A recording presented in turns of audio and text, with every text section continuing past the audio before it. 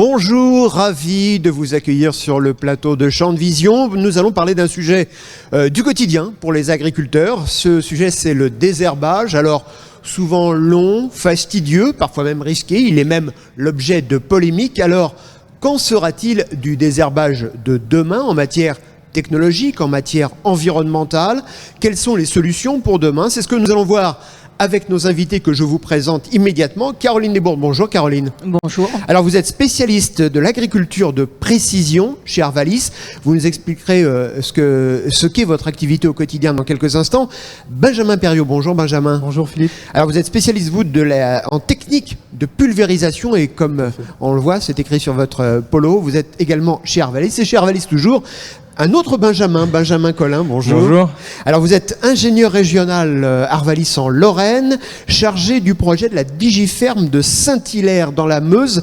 Vous nous direz dans un instant ce qu'est cette Digiferme. Mais avant tout, je voudrais qu'on plante le décor. Quels sont aujourd'hui les enjeux du désherbage ?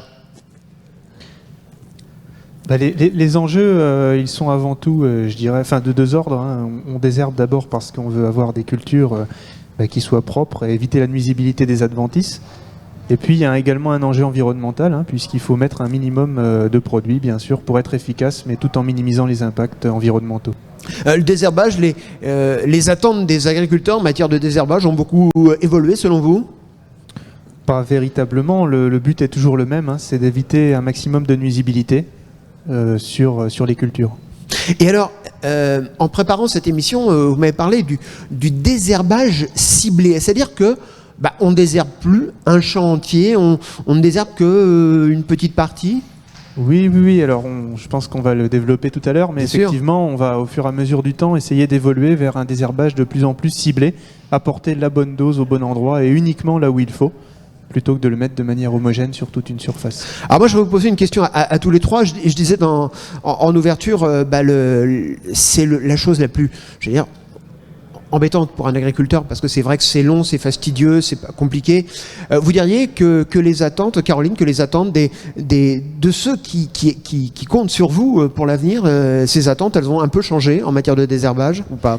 Alors, les attentes sont toujours très importantes en matière de désherbage, parce que comme l'a dit Benjamin tout à l'heure, l'enjeu est très important. Et effectivement, l'intérêt ou l'enjeu du désherbage ciblé, c'est bien de réduire les quantités qui sont apportées dans la parcelle, tout en maintenant la bonne dose au bon endroit. Puisque l'objectif, comme on l'a dit, c'est vraiment de localiser les adventices et de ne revenir avec le pulvérisateur traité uniquement à ces endroits-là. Donc on a également, on a un potentiel qui est très important pour l'agriculteur en termes de réduction de quantité apportée. Benjamin, vous allez nous expliquer ce que vous faites dans la Digiferme, dans la Meuse, mais tout d'abord, c'est quoi une Digiferme ? Alors en fait, une Digiferme, c'est, on va dire, une ferme expérimentale de différents instituts. Ça a été, on va dire, une initiative de Arvalis avec différents partenaires, notamment l'IDEL, Terrinovia, l'ITB et d'autres instituts techniques. Et en fait, l'objectif, c'est de pouvoir répondre aux agriculteurs sur le potentiel des nouvelles technologies. En fait, c'était une demande vraiment des agriculteurs où ils faisaient face à tout un tas de nouvelles technologies qui apparaissaient sur le marché agricole et ils ne savaient pas exactement, on va dire, le potentiel que ça pouvait avoir. Donc l'objectif de toutes ces Digifermes, il y en a à peu près 13 en France, c'est de pouvoir, on va dire, tester ces innovations ou de pouvoir accompagner les industries du numérique à pouvoir développer leurs solutions en agriculture et les accompagner là-dessus. Alors donnez-moi des exemples concrets de votre activité au quotidien. Alors par exemple sur la Digiferme de Saint-Hilaire, donc c'est une ferme de polyculture élevage. Donc on a différents axes de travail sur les nouvelles technologies, alors notamment le désherbage principalement, qui est la principale problématique aussi en Lorraine. L'objectif, c'est pas de tester toutes les technologies, on va dire, présentes sur le marché, mais de tester vraiment celles qui potentiellement présentent un intérêt pour les agriculteurs, pour faire face aux impasses techniques ou développer de nouvelles stratégies. Ouais. Et ça fonctionne comment ? C'est-à-dire que c'est vous qui allez récupérer par exemple du matériel déjà existant pour le tester, pour voir si c'est pertinent ou pas, ou si sont par exemple les fabricants de matériel qui viennent vous voir avec leur matériel en disant voyons s'il correspond à ce que vous attendez. Alors effectivement, il y a justement ces deux niveaux de travail au sein des DigiFerm. Il y a soit effectivement des technologies qui sont déjà présentes, déjà commercialisées sur le marché. Donc si c'est des gros agro-équipements, on va chercher, on va dire, à les tester sur une courte durée, sur des essais annuels ou pluriannuels. Ou par exemple des capteurs sur la DigiFerm de Saint-Hilaire, on teste des capteurs sur les animaux, donc sur plusieurs années qu'on va pouvoir, on va dire, acheter et tester. Et on va dire le deuxième niveau, c'est de pouvoir travailler avec les entreprises et les constructeurs dans leur développement de prototypes. Donc en fait, on est vraiment à la phase de sortie de labo, je dirais, où on va commencer à intervenir pour avoir cet aspect terrain, agronomie, et puis on va dire les aider d'un point de vue expertise agronomique sur leurs solutions et on va dire les compléments à apporter. Ouais. Et vous arrive de dire, non, votre système, il n'est pas très pertinent, il ne correspond pas aux attentes, aux besoins ou à l'efficacité qu'on pouvait attendre? Oui, ça arrive, oui. Il faut être diplomate dans ces cas-là, non? Exactement, oui, non, c'est vrai que, on va dire, une nouvelle technologie arrive dans tous les secteurs économiques et aussi en agriculture, donc il y a du bon et du moins bon.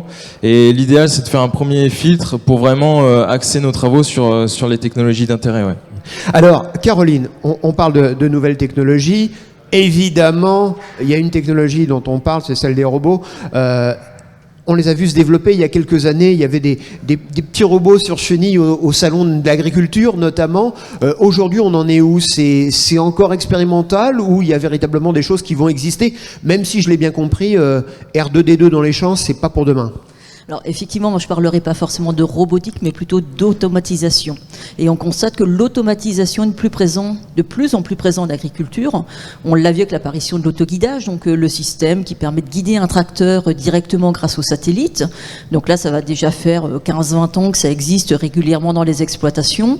Maintenant, on peut avoir des demi-tours qui sont faits automatiquement. On peut avoir des caméras qui gèrent des bineuses. Donc l'automatisation est de plus en plus présente et effectivement, à terme, on en aura de plus en plus et le chauffeur ne sera plus que surveillant, si on peut parler comme ça.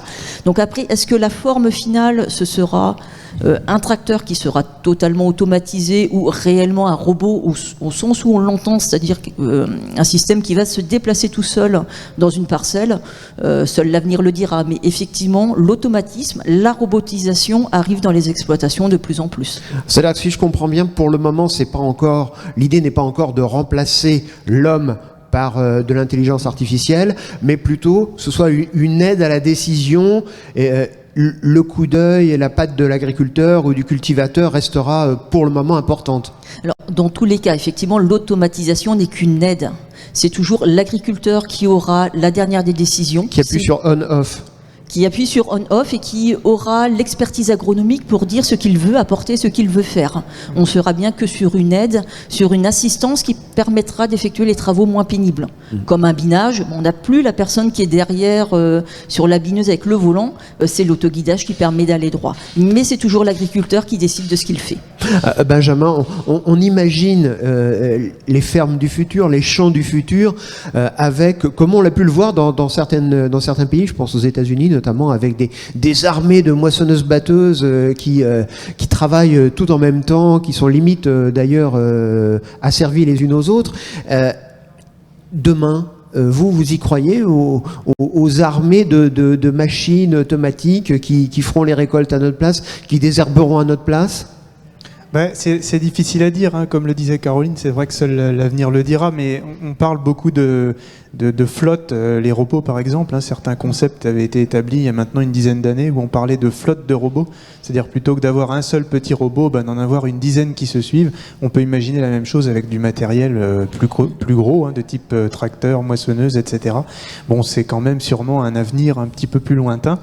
Voilà, mais c'est vrai qu'on va de plus en plus vers une automatisation, une aide, une assistance à l'action même pour faciliter un petit peu le travail de l'agriculteur aussi, et puis reporter, je dirais, plus d'intelligence et de réflexion de la part de l'agriculteur pour faire l'action plutôt par l'automatisation. Je rappelle que vous êtes spécialiste en technique de pulvérisation chez Arvalis. Dans ces nouvelles technologies, qu'est-ce qui existe déjà? Qu'est-ce que vous avez pu tester, voir et qui vous semble pertinent pour l'avenir? Si vous voulez, un pulvérisateur, finalement, depuis qu'il existe, je dirais presque une centaine d'années, ça n'a pas forcément beaucoup évolué. On a une cuve dans laquelle on met un produit, une bouillie, des rampes et puis une pompe qui amène la bouillie jusqu'aux rampes et au niveau des buses. Mais ce qui a beaucoup évolué, c'est toute l'intelligence qu'il y a autour, l'automatisation, on en parlait tout à l'heure. On a de plus en plus de systèmes qui vont complètement se substituer à l'agriculteur dans le choix des buses, par exemple, des systèmes qui vont choisir tout seuls les buses au niveau des rampes pour garder toujours une bonne qualité de pulvérisation. Et en matière de précision du travail, Caroline, elle est de l'ordre de combien aujourd'hui, la précision ? Alors, à l'heure actuelle, avec le GPS, on peut atteindre jusqu'à du 2 cm dans une parcelle. Et alors, question toute bête, dans une autre vie, je pourrais être cultivateur. Est-ce qu'il faut que je subisse une formation longue? Est-ce qu'il faut avoir fait Bac plus 25 pour savoir me servir de ces nouvelles technologies ou pas? Alors, ça va dépendre des technologies. Certaines, effectivement, il y a besoin d'une certaine affinité pour l'électronique, parce qu'on parle d'automatisation, mais derrière, on est sur de l'électronique. Donc, effectivement, il faut quand même avoir une certaine affinité, même si les systèmes sont faits pour la plupart des agriculteurs, et on a beaucoup moins de paramétrage ou de calibration, et c'est de plus en plus simple d'utilisation. D'accord, il y a juste un bouton de marche arrêt, quand ça marche plus, on arrête et on recommence, un peu comme avec notre ordinateur ou notre box dans le salon. Oui, mais quand tu es plante, il faut quand même savoir la diagnostiquer. D'accord. Benjamin, dans ce que vous avez vu et testé récemment dans la Digiferme de Saint-Hilaire, il y a des choses qui sont pertinentes. Vous pouvez nous en parler un petit peu ? Alors oui, il y a plusieurs choses, on va dire, qui sont assez pertinentes. C'est, comme on l'a évoqué, le désherbage ciblé. C'est vrai que c'est un levier assez important. On a, comme on le disait, toujours de l'automatisation dans la pulvérisation qui permet certaines économies d'intrants. Mais là, on va quand même bien au-delà. Et c'est aussi, on va dire, des progrès qui sont en lien avec ce qu'on peut voir dans les autres secteurs, avec le progrès, par exemple, de la reconnaissance de l'intelligence artificielle qui va nous permettre de reconnaître certaines adventices, dans notre cas en agriculture. Donc c'est des choses qu'on teste depuis l'année dernière sur la Digiferme de Saint-Hilaire pour vraiment évaluer le potentiel et savoir exactement la précision de ces nouveaux outils de désherbage ciblés. Alors comment ça marche? C'est-à-dire que si je comprends bien, il y a un système qui permet de reconnaître, on va dire, une mauvaise herbe d'une autre mauvaise herbe? Alors effectivement, il y a deux choses à voir, c'est les capteurs qui sont utilisés et puis les vecteurs à côté de ça. Donc les capteurs, c'est eux qui vont nous prendre les données, les images. Donc ils sont positionnés soit sur un tracteur ou soit sur d'autres. Ça peut être aussi des satellites ou on va dire des drones. Mais pour la reconnaissance d'adventices spécifiques, il nous faut une résolution assez importante. Donc ce qui est intéressant, c'est d'être au plus proche du couvert de la culture et de pouvoir, on va dire, reconnaître derrière avec des algorithmes d'intelligence artificielle de deep learning qui vont savoir. On va avant leur apprendre à reconnaître ce qu'on souhaite. Par exemple des chardons dans du maïs ou des rumex dans une prairie et grâce au RTK comme l'évoquait Caroline, on va pouvoir aussi les localiser. Et comment on fait pour reconnaître des chardons au milieu d'un champ de maïs ou un champ de blé, Caroline? Alors en fait c'est le capteur qui permet de le faire. Donc là on utilise du capteur RGB, rouge, vert, bleu. Donc c'est comme un appareil photo en fait. Et c'est l'analyse de l'image, comme on a des pixels très petits, qui permettent de travailler sur la forme de la feuille, sur leur couleur, et d'identifier les adventices entre elles. Alors par contre il ne faut pas identifier une adventice pour identifier une adventice. Elle est intéressante à identifier si on a le produit que l'on peut mettre dans le pulvé qui est spécifique. C'est-à-dire typiquement dans le chardon, on va avoir la molécule qui va permettre de traiter que le chardon. Si on n'a pas de molécule spécifique, on va détecter toutes les adventices dans la parcelle pour pouvoir toutes les traiter en même temps. Et alors comment ça marche côté pulvérisateur justement? On lâche le pulvérisateur lâche la dose uniquement sur le chardon en question? Oui, alors il y a quand même deux C'est façons précis de à ce faire. point-là? Oui. Il y a quand même deux façons de faire différentes. Soit on va, je dirais, détecter et appliquer en temps différé, c'est-à-dire que vous allez détecter dans un premier temps et ensuite votre capteur va vous générer une carte d'application que vous allez rentrer dans votre pulvérisateur. Ou alors vous pouvez faire aussi de la détection application en temps réel. Vous avez les capteurs qui sont directement installés sur le pulvérisateur, vous passez et au fur et à mesure que ça détecte, ça vient pulvériser. Et on a une précision effectivement qui est à l'échelle des buses. Hein. Les buses sont toutes les 50 cm sur une rampe, donc on a une précision d'application de au moins 50 cm. Et alors, on va justement parler argent maintenant. Un cultivateur qui veut obtenir ce type de matériel, qui veut acheter ce type de matériel aujourd'hui, il est obligé de s'endetter pour 6325 ans ? Non, pas forcément. Alors, tout le problème, c'est qu'on en est que dans le début de ces technologies-là, donc on n'a encore pas beaucoup de chiffres. On avait des ordres de grandeur de type autour de 2000 € à peu près pour du mètre linéaire de rampe. Hein. Donc c'est vrai que sur une rampe de 30 mètres, on arrive vite à quelque chose comme 50-60 000 €. C'est à mettre en regard aussi des économies qu'on peut faire. Hein. Justement, on va en parler. Des économies aujourd'hui, ces technologies, elles permettent de gagner de l'argent, ou en tout cas de ne pas en dépenser ? On arrive, Caroline pourra compléter, mais on arrive sur les premières expés à des économies de l'ordre de 60 à 95% de réduction de produits sur une parcelle. Hein. Donc ça peut vite effectivement chiffrer quand même en matière d'économie de produits et d'économie d'euros. C'est énorme ça, Caroline. Jusqu'à 95% d'économie ? Oui, c'est énorme. Et en fait, sur l'ensemble des parcelles où on a testé, on a vu ces chiffres. Et en fait, il y a deux facteurs qui vont influencer l'économie de produits. Le premier facteur, ça va être la répartition des tâches dans la parcelle, puisqu'il vaut mieux avoir une grosse tâche avec des adventices que plein de petites, puisque le pulvérisateur aura plus de mal à les respecter. Et le deuxième facteur, ça va être la largeur du tronçon, donc la largeur, le nombre de buses qui vont s'ouvrir en même temps ou qui vont se fermer en même temps, qui vont faire qu'on va respecter plus ou moins bien en fait la carte qui a été acquise au préalable. Mais les potentiels sont énormes. Ça, vous en avez testé, vous, dans la Digiferme de Saint-Hilaire ? Oui, c'est ça. On a testé l'année dernière sur Prairie avec d'autres adventices de même type que les chardons au niveau des vivaces que sont les rumex, et puis des chardons sur chaume après des récoltes, donc en interculture. Alors, si on arrive à... Là, je vais essayer de me faire l'avocat du diable. Si on arrive à une réduction des coûts de 95%, est-ce que finalement la finalité, au bout du bout, ce serait carrément de ne plus utiliser de produits phytosanitaires pour désherber ? Alors ça peut s'envisager aussi, mais dans un second temps. C'est pas ça votre finalité à la fin de l'histoire ? Tout du moins la finalité, c'est d'en mettre le moins possible et surtout de le mettre à la bonne dose au bon endroit. Après, on peut aussi imaginer tout à fait coupler la détection avec une autre type d'action. Hein. On parle là d'action plutôt de lutte chimique, mais on pourrait imaginer aussi de la lutte mécanique et uniquement venir arracher, extirper des adventices, etc. uniquement là où elles sont. Plutôt que d'appliquer un produit. Bon, ça demande des développements supplémentaires qu'on n'a pas encore aujourd'hui. Caroline, on va réduire encore plus l'utilisation des phytos ? Les réduire, je pense que c'est pas un objectif. L'objectif, ça va être de les appliquer là où il faut, précisément. Donc après, dans une parcelle qui a plus de chardons, ça va justifier d'en apporter plus. Donc c'est vraiment l'adaptation à la parcelle qui est vraiment la cible à avoir à l'heure actuelle. Ah, tout à l'heure vous disiez oui, on va avoir des cartes avec tous les éléments. Donc qui dit carte dit data. Tout ça est exploité comment après et d'ailleurs, est-ce que c'est exploité toutes ces données qu'on peut collecter sur le long terme ? Alors pour l'instant, on en est vraiment aux prémices de la collecte des données. Pour l'instant, effectivement, l'agriculteur stocke ses cartes. Donc l'avantage dans le désherbage ciblé, c'est qu'on s'aperçoit que les chardons, en fait, d'une année sur l'autre, sont toujours au même endroit. Donc ça permet de stocker et de voir l'évolution des tâches dans une parcelle. Pour l'instant, on va dire que c'est à peu près la seule utilisation que l'on fait des big data. Mais l'idée, c'est quand même un moment d'avoir des données de plus grande échelle qui peuvent être intéressantes d'ailleurs pour savoir combien de quantité de phyto on utilise sur les exploitations en France.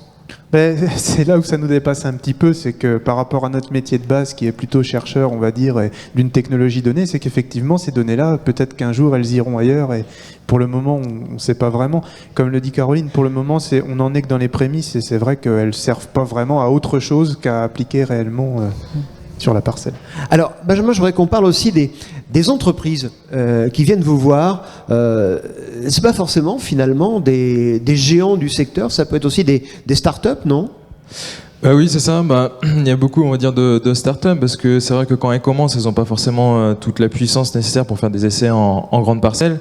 Donc, on va dire que les DigiFerm sont un peu un terrain de jeu pour eux, pour avoir cet aspect agronomique et bien évidemment l'accompagnement, enfin notre expertise. Alors pour, on va dire, aussi mettre en place une méthodologie. Parce que c'est vrai que eux, ils développent leur propre technologie, mais parfois ils vont pas jusqu'à, on va dire, évaluer tout le potentiel. Donc l'objectif pour nous, c'est aussi d'avoir une méthodologie objective pour chaque nouvelle techno. Donc c'est vrai que on est obligé des fois de réfléchir à nouvelles adaptations en fonction de chaque start-up, de chaque solution. Par exemple, donnez-nous des exemples un peu de votre activité au quotidien justement avec ces startups. Par exemple, sur le désherbage ciblé avec Caroline, il y a eu aussi toute une réflexion pour essayer d'adapter la méthodologie qu'on n'avait pas forcément avant, puisque c'est une toute nouvelle technique.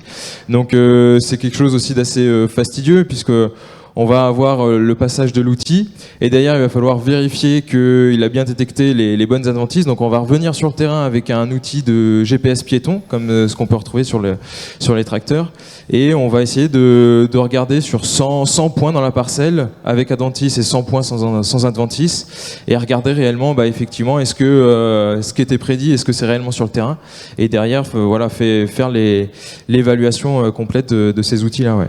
Et vous êtes dans le même univers, celui de la recherche, ou finalement vous apercevez que vous êtes aux antipodes les uns des autres parce que eux, c'est de la techno, c'est des ordinateurs, c'est les trucs, et vous êtes quand même des gens de terrain, donc bien les pieds sur terre. Des fois ça dépend. On arrive à se parler, à se comprendre. Oui, alors ça dépend des entreprises. Il y en a qui sont quand même assez, on va dire, c'est qui connaissent bien le secteur agricole, donc il n'y a pas de souci à avoir là-dessus. D'autres entreprises, effectivement, c'est un peu plus éloigné, c'est vraiment très numérique. Ils essaient de voir l'importance ou l'opportunité en agriculture. Donc des fois, c'est de remettre un peu le cadre sur l'utilité pour l'agriculteur. Alors, Caroline, dans tout cela, est-ce qu'il y a aussi des inconvénients? Est-ce que toutes ces technologies, pour le moment, là ça fait une petite vingtaine de minutes qu'on en parle, on me dit c'est évident, ok, il faut ça dans toutes les exploitations, mais est-ce qu'il y a quand même des limites à tout ça? Alors, les limites, c'est peut-être l'électronique, puisque c'est lui qui permet de gérer l'ensemble de toutes ces technologies, et c'est pas forcément un domaine où les agriculteurs sont spécialement à l'aise. On va le dire. Je pense que la limite est surtout là, à l'électronique et à son utilisation dans un tracteur. Benjamin, vous partagez ce sentiment? Oui, enfin, là, on s'aperçoit aussi d'une autre limite encore, et c'est peut-être là où il faut du développement. C'est, je dirais, le langage, les histoires de langage de fichiers, de format. Entre un capteur qui va détecter une adventice, faire une carte avec un format donné, et puis un pulvérisateur qui est capable de digérer entre guillemets seulement un ou deux formats différents, on s'aperçoit parfois qu'il y a des problèmes de langage. Et donc aujourd'hui, il y a encore tout un pan d'activité à développer autour de ça pour rendre compatible la détection et l'application. Si je vous comprends bien, c'est aussi compliqué dans vos métiers que nous, pauvres utilisateurs de téléphone portable, où quand on a un chargeur d'Apple, ça ne marche pas sur un Huawei ou un Samsung. C'est à peu près ça l'idée. Ça y ressemble, oui, effectivement. Oui. Donc il y a un vrai problème là. C'est tout à fait ça. Oui. Et on peut pas faire travailler les gens en disant, attendez, vous qui êtes quand même au bout du processus, dire, attendez, les normes, ça va être comme ça, et vous allez tous faire des trucs pour que les machines se parlent entre elles. C'est du rêve, ça, ou c'est possible? Non, les gens travaillent entre eux. Après, il faut un petit peu de temps, effectivement, pour que les formats se standardisent et que tous les pulvés fonctionnent avec les mêmes formats et les mêmes types de cartes. Ouais. Mais ça, c'est pas encore pour demain. Hein. Après-demain. Ouais. Mais je voudrais qu'on reparle d'argent. Vous dites, on est sur du moins réduction de 60 à 95% d'utilisation. Est-ce que ça fait des grosses économies au bout du bout, ou est-ce que finalement pas tant que ça parce que les machines coûteront relativement cher? On est en train d'étudier un petit peu tout cet aspect évaluation multicritère et puis les bénéfices dans les différentes parties, parce qu'on a des bénéfices côté environnementaux, côté économie, côté sociétaux. Mais ce qu'on peut dire, c'est qu'on arrivera assez facilement à rentabiliser l'investissement. Et après, les autres bénéfices, on ira les chercher dans d'autres compartiments, côté environnemental, côté sociétal, parce qu'on expliquera aussi à la société qu'on travaille mieux, qu'on applique uniquement où il faut, et ça, c'est aussi un sacré bénéfice. Oui, on va se rendre compte que finalement, tout ce que les consommateurs et les citoyens, au sens large, attendent, ça a un coût finalement. Oui. Caroline. Oui, oui, oui, tout à fait. C'est ce que Benjamin a dit, c'est que il y a effectivement le côté économique pur et dur, mais il faut pas oublier tous les à côté au niveau environnement et grand public qui sont très importants. Benjamin, si je devais vous dire demain quel est le matériel rêvé, le truc le plus qui correspondrait le plus aux besoins de tous les agriculteurs, ce serait quoi selon vous? Bon, on va dire pour demain ou plus à long terme. Vous qui êtes au contact des startups, les startups elles font juste un peu ce que vous leur demandez, quoi. Donc Oui, alors bon, ça dépend, mais on va dire l'outil idéal, c'est on va dire des capteurs qui puissent, on va dire, mesurer ce qu'il y a dans les champs. En fait, essayer de limiter l'astreinte de l'agriculteur à observer ses parcelles sur le terrain, lui faire gagner du temps, avoir une donnée, on va dire, objective, et que lui, il passe du temps à analyser, on va dire, ce qu'il en sort pour prendre les bonnes décisions et voir aussi remettre en place un nouveau système adapté par rapport au potentiel de ces technologies. Ouais. et ça, aujourd'hui, il y a des choses comme ça qui vous semblent intéressantes, qui seront porteuses d'avenir. Est-ce qu'il y a des choses où vous dites ça va faire un malheur, les industriels vont les fabriquer, les agriculteurs vont les acheter? En fait, on fonctionne un peu par étapes. C'est-à-dire qu'on est, comme on le dit depuis le début, on est dans l'automatisation. Essayer de gagner en confort dans les interventions. Donc aujourd'hui, on est sur le désherbage ciblé. Peut-être que demain ou après-demain ou plus tard, on sera sur des outils, on va dire, totalement robotisés. Après, ça dépend aussi des filières et des contraintes des filières et des enjeux des filières, puisqu'on voit quand même des nouvelles technologies qui sont d'abord quand même pas mal apparues dans l'élevage, où c'était un peu plus facile vu qu'on est en bâtiment en quelque sorte, on contrôle mieux ce qui se passe aux alentours. Et puis après, quand on sort, c'était surtout, on va dire, en maraîchage ou en viticulture, donc des choses avec des filières à plus haute valeur ajoutée. Et là, petit à petit, on commence vraiment à rentrer dans les grandes cultures. On voit de plus en plus de startups ou de grosses entreprises vraiment aborder les nouvelles technologies de l'automatisation en grande culture. Ouais. Alors, tout à l'heure, vous nous expliquiez que les entreprises venaient vous voir pour valider aussi leur technologie. Le processus de validation, ça prend combien de temps? Une entreprise qui vient vous voir, combien de temps après vous dites, vous rendez votre verdict? Ça dépend si on a besoin d'approfondir la chose ou pas. Des fois, en un an ou en quelques échanges, on peut savoir vraiment le potentiel, leur dire ça va le faire ou ça va pas le faire. Par exemple, on travaille aussi d'autres alternatives du désherbage, le désherbage électrique par exemple. Où là, il nous faut. C'est quoi le désherbage électrique? En fait, c'est à la place d'utiliser des intrants classiques, on essaie d'évaluer le potentiel de faire passer un courant électrique dans la plante pour, on va dire, la détruire. Donc la plante l'adventice. Ça fait peur quand vous le dites comme ça, parce qu'on pense ça fait penser à la pêche électrique notamment, ouais. Où on a vidé le fond des mers en électrocutant les poissons. Non, pas du tout. C'est quelque chose qui est commercialisé. Donc on a regardé le potentiel sur différentes techniques, mais non, ça fait pas peur, c'est réglementé au niveau européen, donc il y a aussi des seuils à ne pas dépasser en termes de configuration pour rester dans la sécurité, on va dire. Ouais, il faut préciser, Caroline, pour ceux qui nous regardent, qui peuvent se dire oh là là, mais chez Arvalis, ils ont trouvé 3 savants fous, etc. Non, tout ça est très encadré. Je disais pas R2D2 dans les champs de main. Il y a des garde-fous, si je puis dire. Oui, bien sûr, si on revient sur la robotique, comme le disait Benjamin, ça se développe énormément en maraîchage, parce qu'on est sur des structures en fait qui sont plus fermées, plus restreintes. À l'heure actuelle, on n'en trouve pas en grande culture, puisqu'on ne peut pas laisser un robot se déplacer seul sans surveillance. Donc en fait, il y a effectivement des règles, des normes qui encadrent pour l'instant et qui limitent également leur développement. Et alors justement, il y a quelques années, je ne sais pas si vous vous souvenez de cette campagne de publicité pour une marque de tracteur qui montrait l'évolution de l'agriculteur dans son tracteur, et la fin c'était un tracteur automatique et l'agriculteur était en costume et lisait le Financial Times, et la mutualité sociale agricole avait dit arrêtez ça tout de suite parce qu'il y a des agriculteurs qui vont le faire. Est-ce qu'aujourd'hui c'est pas ça le risque aussi, c'est de faire un peu, de laisser la machine toute seule et de la retrouver telle les éléphants chinois au milieu des villes? Alors c'est la raison pour laquelle c'est encadré, et pour l'instant la raison pour laquelle on n'a pas de robot en grande culture, c'est que légalement on n'a pas le droit, tout simplement, de laisser un robot tout seul dans une parcelle. Après, il faut quand même voir que, comme on l'a dit tout à l'heure, l'objectif c'est d'aider l'agriculteur. C'est-à-dire, c'est pas non plus pour qu'il soit dans son bureau à regarder de loin ce qui se passe. Beaucoup d'agriculteurs veulent rester dans les champs et conserver leur expertise et de pouvoir adapter en fonction de ce qu'ils voient à la parcelle. Donc effectivement, c'est pas forcément une vision que partagent les agriculteurs. Et alors justement, Benjamin nous disait que lui, dans la Digiferme de Saint-Hilaire, dans la Meuse, était au contact des entreprises qui produisent le matériel. Est-ce que vous aussi, vous êtes en contact, en prise directe avec les utilisateurs, c'est-à-dire les agriculteurs? Alors effectivement, d'un côté ou de l'autre, on va être... Sachant que les liens d'Arvalis et le monde de l'agriculture ne sont plus à prouver, bien évidemment. Oui, on va être en lien, effectivement, que ce soit aussi bien avec les agriculteurs que les start-up ou les sociétés, ou les bureaux d'études des sociétés. Donc effectivement, notre but ou notre objectif, c'est de faire le lien entre les deux pour que le matériel qui sort des bureaux d'études soit adapté aux besoins des agriculteurs.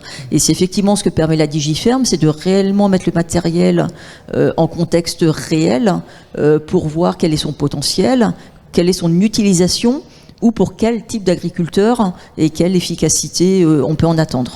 Benjamin, en matière de pulvérisation, je suppose qu'il doit y avoir des attentes énormes de la part des professionnels. Alors je ne parle pas des fabricants de matériel, mais des agriculteurs, des cultivateurs. Oui, les attentes, elles sont multiples. On a toutes les attentes autour de l'automatisation, on en parlait tout à l'heure, simplifier le travail de l'utilisateur. Il faut savoir qu'on a des machines aussi qui sont de plus en plus complexes, donc on a besoin d'assistance pour pouvoir s'en servir correctement.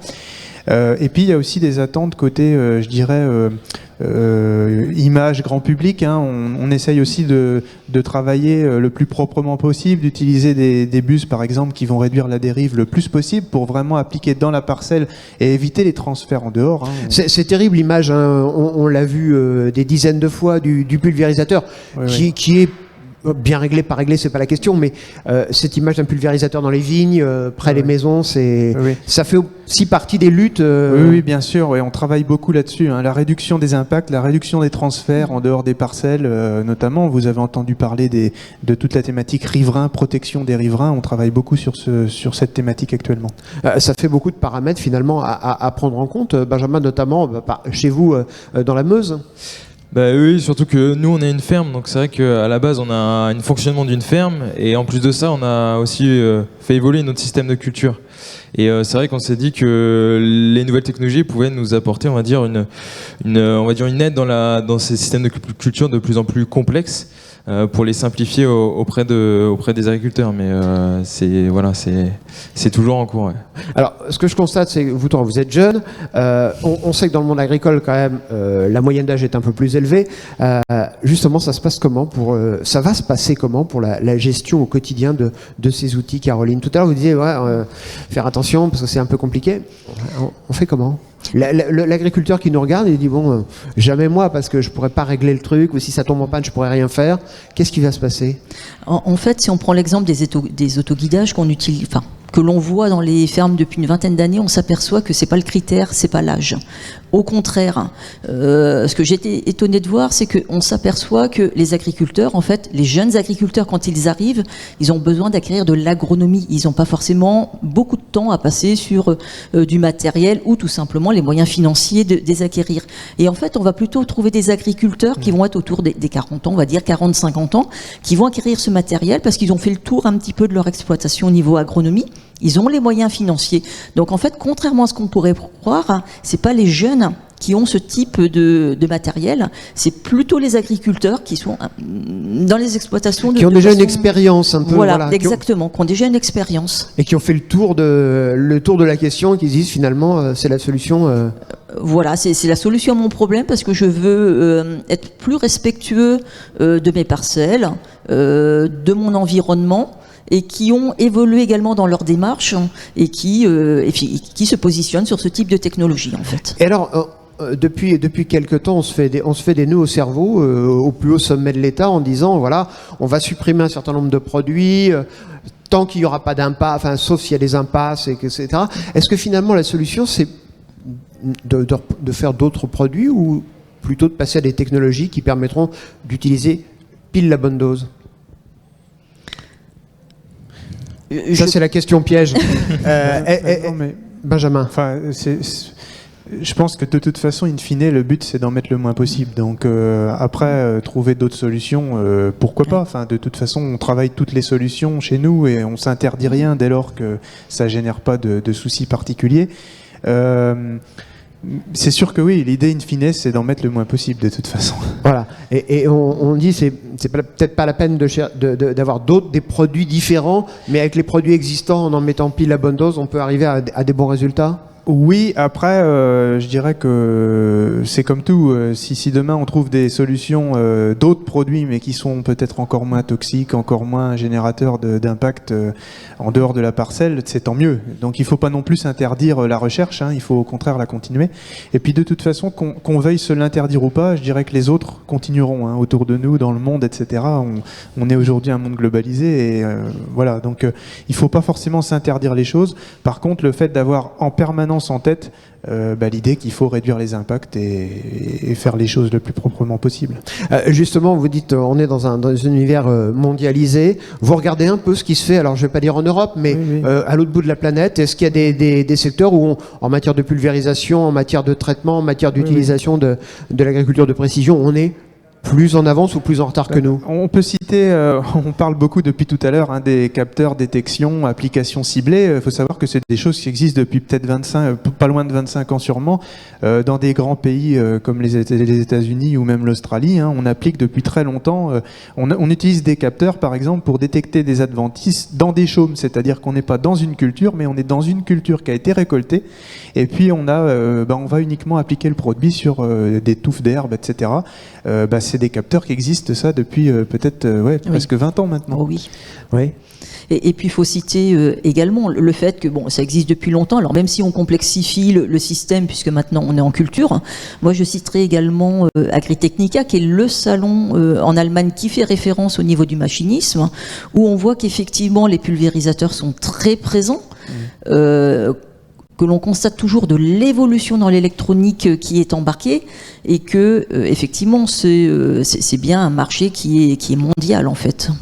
Et alors, vous parliez d'un salon en Allemagne. Moi, il y a une chose qui me revient à l'esprit tout d'un coup. Il y a aussi des salons, et notamment, je pense à un salon qui va se tenir fin de l'été dans la Drôme, qui est Tech Bio. Est-ce que tous ces systèmes, ça marche à la fois pour l'agriculture conventionnelle et l'agriculture biologique? Pardonnez cette question naïve, mais est-ce que les deux fonctionnent?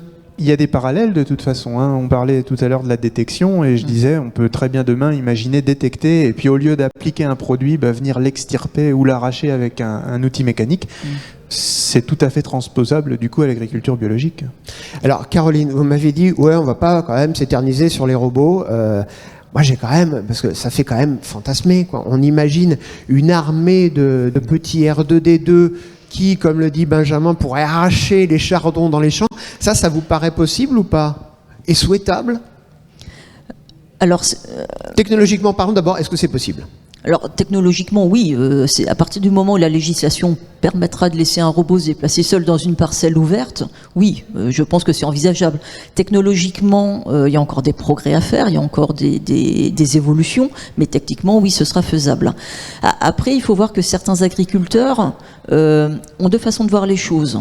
De se dire, je veux rester maître de ce que je fais, donc je veux être là au moment où je veux à minima surveiller ce que le robot fait, et l'autre agriculteur qui nous dira, la parcelle qui est là-bas, elle m'embête, elle est tordue, elle me fait perdre du temps, donc effectivement, je veux un robot pour toutes ces zones-là, et je serai très content quand je reviens le lendemain matin et que tout le travail sera fait correctement.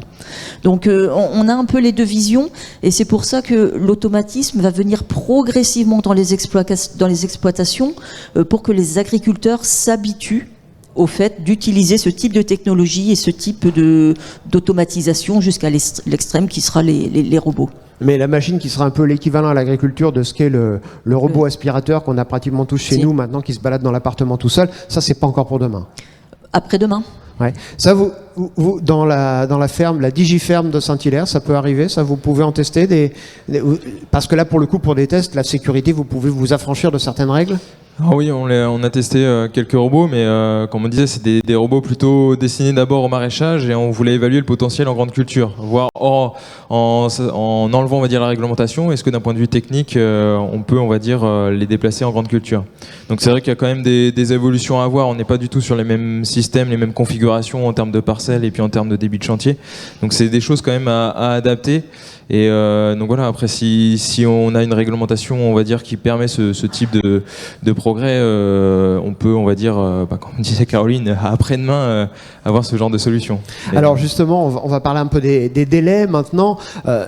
Ces nouveaux systèmes, ils seront disponibles quand? On en trouve déjà ou pas?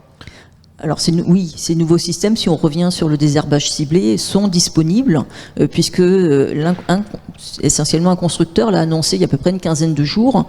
Le tarif est présent à son catalogue. Donc effectivement, c'est disponible. On n'est plus sur des prototypes, on est sur des systèmes qui sont commercialisés. Et les systèmes commercialisés que vous avez testés, vous ou pas? Oui, c'est le désherbage ciblé, c'est la technologie qu'on a testée l'année dernière. Ouais. Et alors, ça donne quoi? Ah bah c'est les mêmes chiffres qu'on a donnés tout à l'heure, donc c'est des potentiels très intéressants sur les chardons. Là-dessus, ouais, c'est prometteur. Alors, une dernière question. On va essayer de se projeter il nous reste 5 petites minutes, on va essayer de se projeter dans l'avenir. Vous allez croire que j'aime bien la science-fiction. Hein. Ce sera quoi le désherbage? Non pas de demain, non pas d'après-demain, mais on va dire le désherbage du 4e millénaire. Vous le voyez comment? On aura peut-être même plus besoin de désherbage, non? Je doute que les adventices disparaissent. Ouais. Donc je pense qu'il y aura toujours besoin de désherbage. Après, quelles seront les solutions, les meilleures solutions? On peut peut-être dire aussi, c'est qu'on est de plus en plus dans la combinaison de leviers, c'est-à-dire que là on réfléchit autour de cette table uniquement à l'action de désherber, mais on utilisera sûrement aussi des variétés de cultures par exemple qui auront un pouvoir couvrant beaucoup plus important et donc qui impacteront directement la pousse des mauvaises herbes. Voilà, l'intégration aussi, je dirais, de différentes cultures dans une rotation pour avoir le bénéfice rotationnel aussi sur la gestion des adventices. Et puis bien sûr, les outils dernière technologie, c'est quasiment le dernier maillon, hein, c'est-à-dire je fais tout en amont pour éviter les adventices et puis quand j'en ai malgré tout dans ma parcelle, j'utilise peut-être R2D2 à la fin pour venir retirer mon régras ou mon chardon. Le prochain film de George Lucas sera tourné dans les champs en France. Voilà. Et pour vous, Benjamin, la technologie ultime, celle du prochain millénaire, ce sera quoi? C'est difficile à dire, mais je rejoins ce qu'a dit Benjamin. On est un levier, la technologie est un levier parmi d'autres. Il faut pas. Enfin, les agriculteurs ont toujours besoin de recourir à l'agronomie et être toujours dans la prophylaxie pour éviter. L'objectif, c'est même, que les adventistes ne lèvent pas. Et après, ouais, en termes de technologie, c'est difficile à dire tellement ça évolue. On ne sait pas ce qui pourra prendre et ce qui ne prendra pas. Mais il y a quand même quelque chose de très rassurant dans ce que vous nous avez dit depuis le début de cette émission. C'est quand même que, au final, l'agriculteur aura encore le doigt sur le bouton marche ou arrêt. Caroline? Oui, c'est toujours lui qui décidera. On ne supprimera pas l'agriculteur, ça c'est bien clair. Non, c'est toujours lui qui saura ce dont a besoin sa culture en fait. C'est toujours lui l'expert sur sa parcelle. Donc c'est lui qui aura toujours la décision finale et qui prendra la bonne décision. Et ça aussi sur les pulvérisateurs, oui. Il aura toujours le doigt sur le bouton marche-arrêt. Il est bien important, oui, de laisser le choix à l'agriculteur en permanence. C'est bien une aide, mais c'est pas une substitution à l'agriculteur. Eh bien écoutez, ce sera le mot de la fin. Merci d'avoir participé à cette émission. J'espère que grâce à vous, on en saura un petit peu plus sur le désherbage. Alors non pas de demain, mais d'après-demain et du futur. Et puis je vous retrouve très bientôt ici sur ce plateau pour un nouveau débat. Et n'oubliez pas que l'agriculture du futur, c'est ici et maintenant. À bientôt.